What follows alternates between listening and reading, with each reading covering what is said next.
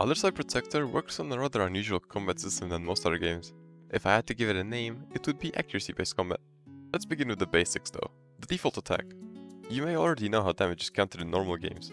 When your character attacks, there is a damage hitbox that checks if it is colliding with enemies, and if it is, the enemies inside the hitbox take a set amount of damage. There's a little more to it, but that's the general idea.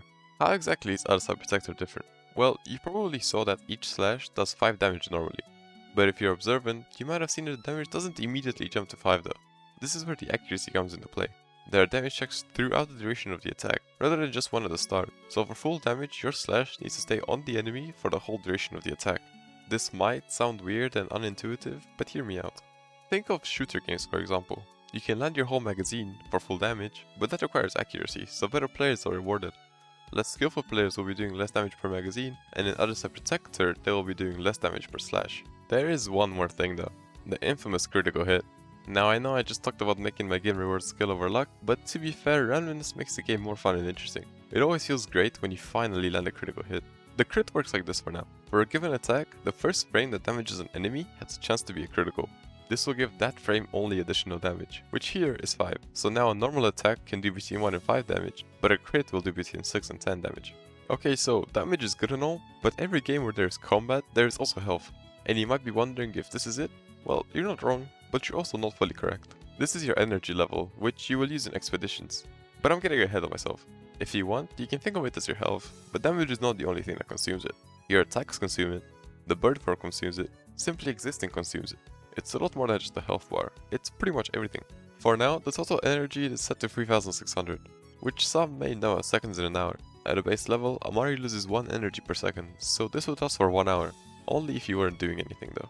To be clear, moving, jumping, falling, and the like doesn't affect this number. Attacking and transforming accelerates the consumption. The longer you attack, or the longer you stay transformed, the more consumption there is. And yes, this number will be used throughout expeditions. What exactly are they though?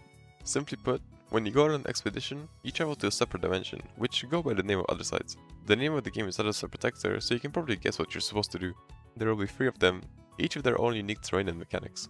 Similar to the likes of Persona, the game will work in an in-game time system. The game will progress over several days, and each activity you choose to do will consume 1 hour. Since Amari is practically immortal though, she doesn't need to sleep, and therefore you will have 24 actions per day. So overall, if the duration was 3 days, you'll have 72 actions to beat the game. You can spend these trying to complete events in the overworld, or you can go on expeditions into other sides. You can choose which other side you wish to visit each hour, so you're not required to finish one area at a time. You can mix and match. To complete all of these, you'll still need the game's signature mechanic, the bird form. You already know about it if you've seen my previous devlogs, but what you wouldn't know is that it received heavy nerfs. People had some great suggestions in the comments for balancing, so thank you for that. I read all my comments, so if you have an idea and want to make an impact on the development of Otherside Protector, let me know about it. Now, once you transform into a bird, you get this meter that lasts 0.7 seconds. For this duration, you can freely control the bird in all directions, but once it runs out, you can no longer add height, so you will start gliding. Holding down will send you to the ground faster. Landing will cause Amari to transform back. You can still turn back into the human form at any time by pressing the button again, if you feel like you should. So now that I talked about basic attacks and health, what about the interesting stuff? You know, abilities. This is the part where I disappoint you and tell you that combat will be split into 2 devlogs, and this one is the basic level of combat. The next devlog will be the special stuff with all the cool abilities and whatnot. There's still more I want to say though. You might have noticed that throughout this video, Amari has worn 3 different colors. Did you prefer one over the others? Well, it's your choice which makes it into the game. There is a community poll on my YouTube right now, and the winning vote will forever be Amari's costume color. I'll be doing many community polls over time, so if you'd like to have an impact on the development of Otherside Protector and support my channel, check it out, link in the description. Anyway, that's about all I have to say for this video, so I guess I'll see you later.